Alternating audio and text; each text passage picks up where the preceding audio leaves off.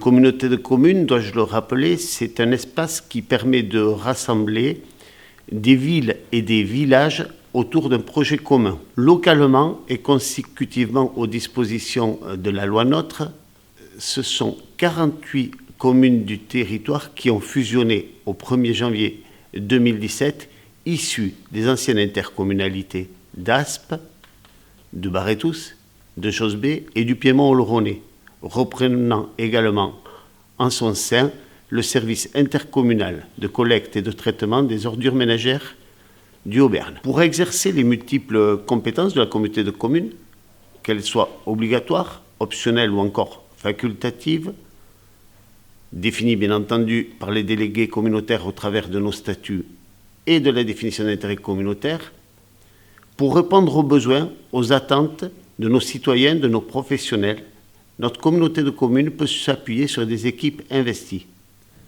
À ce jour, ce sont 200 postes permanents qui permettent d'œuvrer à cet effet, complétés bien entendu au gré des besoins, par des emplois saisonniers, par des personnels de remplacement ou encore par des services civiques. Ici, nous sommes au siège de la communauté de communes, place de Racah, qui regroupe une vingtaine de collaborateurs. On peut notamment retrouver les services de l'accueil, le service des ressources humaines, des finances, de l'administration générale, de l'informatique, de la communication ou encore de la restauration scolaire et du développement économique. Il m'appartient, en tant que directeur général des services, en lien bien entendu avec les différents chefs de pôle de la collectivité, d'assurer la direction, la coordination et l'animation des différents services de l'intercommunalité, et ce, pour mettre en œuvre les orientations qui nous sont définies par l'autorité territoriale. Ce service, aujourd'hui, est composé de 5 agents, un gestionnaire carrière, un gestionnaire formation compétences, un gestionnaire prévention, un gestionnaire paye, et bien évidemment. Et puis, au 1er janvier 2017, suite à la regroupement de l'ensemble des communes autour de cette intercommunalité de 48 communes, on a donc maintenant 230 agents qui ont nécessité donc de embaucher un directeur de ressources humaines dédié uniquement aux ressources de la collectivité. Aujourd'hui, la CCHB regroupe de multiples métiers qui sont de la petite enfance, du technique, des administratifs, de l'urbanisme et donc de très nombreuses compétences.